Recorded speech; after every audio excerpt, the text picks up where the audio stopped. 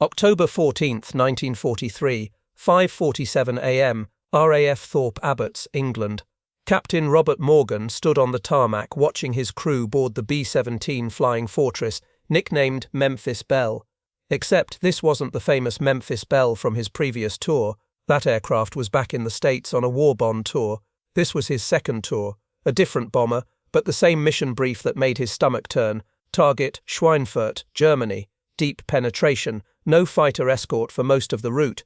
Expected losses, acceptable. Morgan had survived 25 combat missions on his first tour, a statistical miracle when the average life expectancy of a B-17 crew member was just 11 missions. He knew the mathematics of bomber warfare intimately, and as he looked at the mission map during the 4 a.m. briefing, those mathematics told him something terrifying. Today, a lot of men were going to die. The briefing room had gone silent when the curtain pulled back, revealing the red string stretching from England, across the Channel, deep into the heart of Germany, then back, 700 miles round trip, the deepest penetration yet attempted in daylight. The target was the ball-bearing factories at Schweinfurt, which intelligence claimed produced 50% of Germany's ball bearings. Destroy those factories, the theory went, and you cripple German tank and aircraft production for months. But getting there meant flying through the most heavily defended airspace in the world, past fighter bases at Antwerp and Aachen, through flak corridors over the Ruhr Valley, past dozens of Luftwaffe interceptor stations, all the way to Schweinfurt and back. American P-47 Thunderbolt fighters could escort them for maybe the first 175 miles. After that, you were on your own for 350 miles. Then, if you survived to the return leg, maybe you'd meet friendly fighters again near the French coast. Maybe. The 8th Air Force was sending 291 B-17 Flying Fortresses on this mission, organized into combat boxes, defensive formations designed to maximize overlapping fields of fire from the bombers' machine guns. Each B-17 carried 10 crew members and 13 50 caliber machine guns. The theory was that these heavily armed bombers could fight their way to the target and back without fighter escort. Daylight precision bombing, they called it. The bomber will always get through, the doctrine promised. By 6:30 a.m. the bombers were taking off in sequence, forming up over England in the pre-dawn darkness. It took nearly an hour to get 291 bombers into proper formation.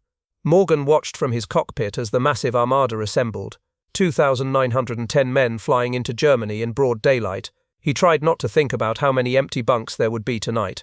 The formation crossed the English Channel at 8:20 a.m., climbing to 25,000 feet. At this altitude, the temperature outside was minus 40 degrees Fahrenheit. Inside the unpressurized bombers, crew members wore heated suits that frequently malfunctioned. Frostbite was common. Oxygen masks were mandatory, and if your oxygen system failed at this altitude, you had maybe 30 seconds of useful consciousness before you blacked out. The P-47 escort fighters met them over the Channel. 262 Thunderbolts, brave pilots in nimble fighters who would stay with the bombers as long as their fuel allowed. For 45 minutes, the American fighters weaved above and around the bomber stream, providing cover. Then, at the limit of their range, they had to turn back. The bomber crews watched their escorts peel away and head home. Now you were alone. The Luftwaffe had been watching the formation on radar since it crossed the coast. German fighter controllers knew immediately this wasn't a feint or a short-range raid. The bomber stream was heading deep, and without fighter escort, they were vulnerable. Every available fighter unit within 200 miles received scramble orders. This was the opportunity German pilots had been waiting for. Unescorted heavy bombers in broad daylight. The first attacks came at 10:15 a.m. over Belgium. Bf-109s and FW-190s, some of the best fighters in the world, flown by experienced pilots who had developed tactics specifically for destroying B-17s. They didn't attack from behind where the bombers' defensive fire was strongest. They came head-on at closing speeds of over 500 miles per hour, firing 20mm cannons and 30mm rockets into the nose sections where pilots and bombardiers sat with almost no armor protection. Staff Sergeant Michael Aruth was a ball turret gunner on a B-17 named Ruthless. The ball turret was a plexiglass sphere hanging from the bottom of the aircraft, containing one man, 2 50 caliber machine guns, and almost no room to move. Aruth watched through his small window as a Bf-109 made a head-on pass at the bomber flying 100 feet above him. The cannon shells walked up the nose, through the cockpit, and out the top of the fuselage. The B-17 simply exploded, breaking apart in mid-air. Aruth watched 10 men die in 3 seconds. The debris tumbled past his turret so close he could see serial numbers on the wreckage. That's when you understood what you were in. This wasn't a tactical mission. This was survival. German fighters were attacking from every angle. Head-on passes targeting the cockpit and nose, vertical attacks from above diving through the formation, attacks from below targeting the bomb bay. The air was filled with tracers, cannon shells, and pieces of destroyed aircraft. The bomber formation tried to maintain discipline, staying in tight combat boxes to maximize defensive fire, but as bombers went down, gaps appeared in the formation, and gaps meant vulnerability. Lieutenant James Howard was piloting a B-17 called Seyhan's Daughter in the low squadron, the most dangerous position in the formation. The low squadron caught the worst of the attacks because German fighters could approach from below with the earth as background, making them harder to spot. Howard's aircraft took a 20mm cannon hit in the No. 3 engine. The engine began burning, but the fire suppression system put it out. They could maintain altitude on 3 engines if they stayed with the formation. Then a second attack. This time cannon shells ripped through the radio compartment, killing the radio operator instantly and severing the hydraulic lines. The ball turret lost power and stuck in position. The waist gunners fired frantically at fighters flashing past at impossible speeds. Shell casings littered the floor, ankle deep. The air inside the aircraft was acrid with gunpowder smoke and the smell of hydraulic fluid and blood. The mathematics of the situation were becoming clear. German fighters were concentrating on damaged bombers, the ones trailing smoke or falling out of formation. Once a bomber left the protective fire of the formation, it was a sitting duck. Crews watched in horror as B-17s with wounded pilots or damaged engines dropped back and were immediately swarmed by 4 or 5 German fighters. These isolated bombers rarely lasted more than a minute. You can imagine what went through a pilot's mind when his aircraft was damaged. Do you try to stay with the formation on failing engines, risking a catastrophic failure that kills everyone? Or do you drop back knowing you'll be torn apart by fighters? There were no good choices, only degrees of terrible. The flak started at 11:30 a.m. as the formation approached the IP, the initial point where they would begin their bomb run. German 88mm anti-aircraft batteries had the altitude and heading calculated perfectly. Black puffs of flak burst in perfect boxes of airspace, each burst throwing thousands of steel fragments. Bombers couldn't take evasive action during the bomb run. You had to fly straight and level for the bombardier to aim properly. For 7 minutes you were a stationary target for every German gunner in the area. Captain Harry Crosby was a navigator on a B-17 in the lead group. His job during the bomb run was to watch for landmarks and confirm they were on target. Instead, he watched 3 bombers in his formation take direct flak hits in the bomb bay. When a bomb bay full of high explosives takes a flak hit, the aircraft doesn't just crash, it vaporizes. One moment there's a B-17, the next moment there's an expanding cloud of debris and burning fuel. No parachutes, no survivors, just gone. The bombs dropped at 11:42 a.m., 1,122 tons of high explosives falling on the Schweinfurt ball-bearing factories. From 25,000 feet, the bombardiers could see the impact, buildings collapsing, fires starting, but there was no time to assess damage. The moment the bombs were gone, the formation turned for home, and the fighters came back. The return flight was worse than the inbound run. The Luftwaffe knew the bombers had expended their bombs, which meant they were lighter and potentially faster, but also that every bomber in the formation was damaged in some way and low on ammunition. German fighters pressed their attacks with even more aggression. They'd learned which areas of the B-17 were vulnerable. The chin turret had limited traverse. The tail gunner couldn't depress his guns below a certain angle. The top turret had blind spots. Experienced German pilots exploited these gaps ruthlessly. Morgan's aircraft took multiple hits on the return leg. His No. 2 engine was shot out completely, windmilling uselessly in the slipstream. The hydraulic system was damaged, meaning the landing gear might not come down properly when they got back to England, if they got back to England. 2 of his crew were wounded, the tail gunner with shrapnel in his legs, the waist gunner with a piece of cockpit plexiglass embedded in his shoulder, but they were among the lucky ones. Behind them, the sky was full of burning bombers and parachutes, white silk canopies drifting down into German territory where crews would spend the rest of the war as prisoners if they were lucky, or dead if they weren't. Some parachutes were on fire, some had bodies attached that weren't moving, some had no bodies at all, just empty harnesses where men had fallen out or been blown out of disintegrating aircraft. Do you know what the hardest part was? Watching and being unable to help. You couldn't break formation to assist a crippled bomber. You couldn't turn back to protect stragglers. You could only fly your heading, maintain position, and watch your fellow crews die while you did nothing. The P-47 escorts met the formation again over France at 1:15 p.m. The sight of friendly fighters brought no relief, only exhaustion. The bombers that had made it this far were shot up, leaking fuel, flying on 2 or 3 engines, carrying wounded men and dead men, and traumatized men. The return flight across the channel took another 45 minutes. Some aircraft didn't make it, ditching in the cold water, some crews rescued by air-sea rescue, many drowned before help arrived.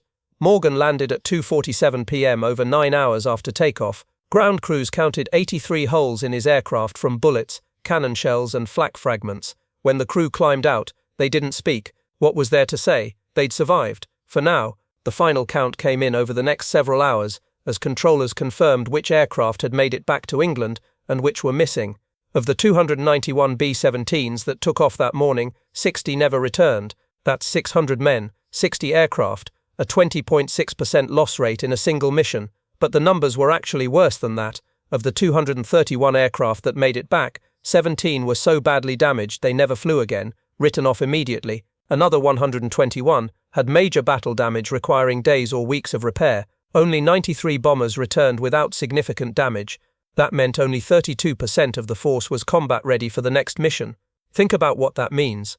If you fly missions with a 20% loss rate, the mathematics of crew survival become terrifying. First mission, 80% survive. Second mission, 64% survive. Third mission, 51%. By your fifth mission, your odds of survival have dropped below 33%.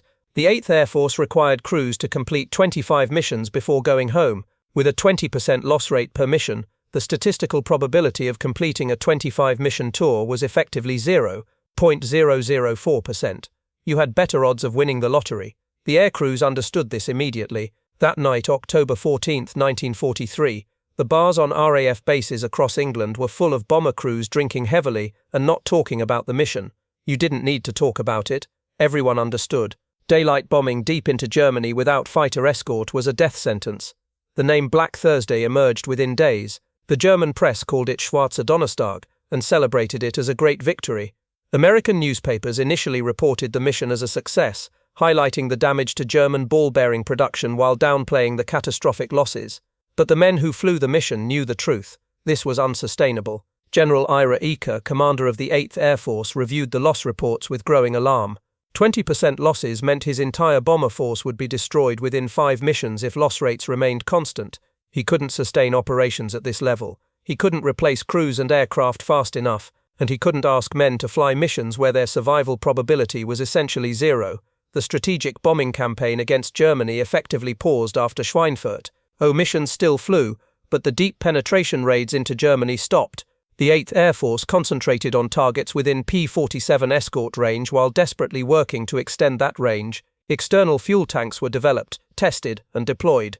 But even with drop tanks, the P-47 couldn't escort bombers all the way to targets deep in Germany. What changed everything was the P-51 Mustang. This aircraft, initially designed for the British, was fitted with the Rolls-Royce Merlin engine and transformed into the best long-range escort fighter of the war. The P-51 could fly to Berlin and back with external tanks. It could match or exceed German fighters in performance, and it had the range to escort bombers throughout their entire mission profile. The first P-51 escort missions began in December 1943. By early 1944, P-51 groups were arriving in England in increasing numbers. The strategic bombing campaign resumed in February 1944, this time with continuous fighter escort. Loss rates dropped dramatically. Daylight precision bombing became viable again, not because bomber doctrine had been correct, but because American fighters could protect the bombers throughout their missions. The Schweinfurt Raid proved several things conclusively. First, unescorted bombers, no matter how heavily armed, could not defend themselves against determined fighter attacks. The bomber will always get through doctrine was wrong, catastrophically wrong. Second, daylight precision bombing required fighter escort for the entire mission profile, not just part of it. Third, crew morale and effectiveness collapsed when loss rates exceeded sustainable levels. The ball-bearing factories at Schweinfurt were damaged but not destroyed. German industry dispersed production to other facilities and made up the shortfall within weeks. The strategic impact of the raid was minimal. The cost was 600 American airmen dead or captured and 60 irreplaceable heavy bombers destroyed. The exchange ratio was completely unacceptable. October 14, 1943 was the day American bomber doctrine died, the day when theory met reality at 25,000 feet over Germany, and reality won decisively. The men who flew that mission paid the price for doctrinal failures made in peacetime by theorists who never faced German fighters in combat. Captain Robert Morgan flew his required missions and went home. Staff Sergeant Michael Aruth completed his tour and survived the war. Lieutenant James Howard crash-landed Satan's Daughter on the return from a later mission, his entire crew surviving. These men were among the lucky ones, but 600 men didn't come home from Schweinfurt.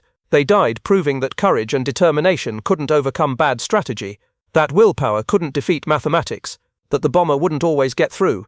The lesson was written in blood across the sky over Germany on that October morning. Daylight bombing without fighter escort was a death sentence, and it took 60 bombers and 600 men to teach that lesson to commanders who should have known better. Black Thursday. The day American bomber crews realized they were being sent to die for a doctrine that didn't work, and the day that doctrine finally, tragically, was proven wrong.